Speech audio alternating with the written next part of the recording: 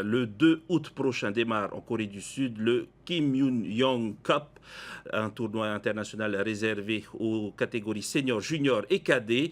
À la précédente édition du tournoi en 2019, le club TKD Pire a raflé la majorité des médailles d'or.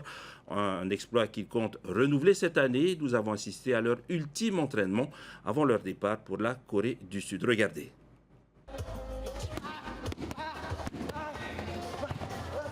Toanui s'entraîne intensément depuis plusieurs mois. Il part en Corée pour défendre sa médaille d'or remportée au précédent tournoi Kumingyong en Corée. Pour parfaire sa technique, il s'inspire des meilleurs mondiaux.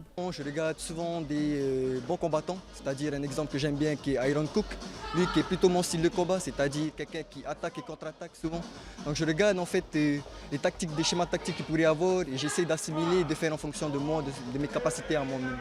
Parmi les 7 athlètes du club qui participent au tournoi international en Corée, il y a aussi des novices comme Tevei Haureva, qui a fait énormément de sacrifices pour se préparer, et ce, malgré son examen du DNB passé cette année avec succès.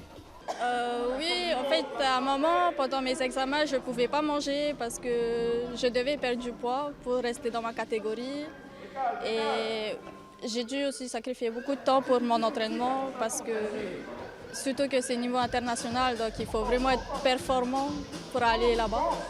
Les frais de participation au déplacement en Corée s'élèvent à près de 400 000 francs par tête, entièrement pris en charge par les familles des athlètes. En fait, l'ensemble du déplacement, en fait, c'est à chacun justement des familles qui se sont dévouées pour financer à fonds propres. Pour tout, donc de départ, billets, logement, après tout ce qui est frais aussi de transport en étant sur place. Parce qu'il ne faut pas oublier que de l'hôtel jusqu'à la compétition, on a quand même 5h30 de bus. Donc tout ça aussi, c'était des fonds qu'il fallait les trouver.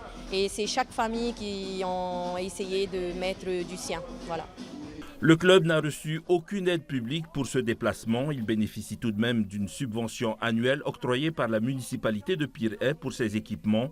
Ce qui pourrait expliquer le succès du club en 2019 et qui pourrait se reproduire cette année, c'est qu'il y a toute une famille derrière chacun de ces athlètes qui porteront les couleurs de la Polynésie au berceau du taekwondo.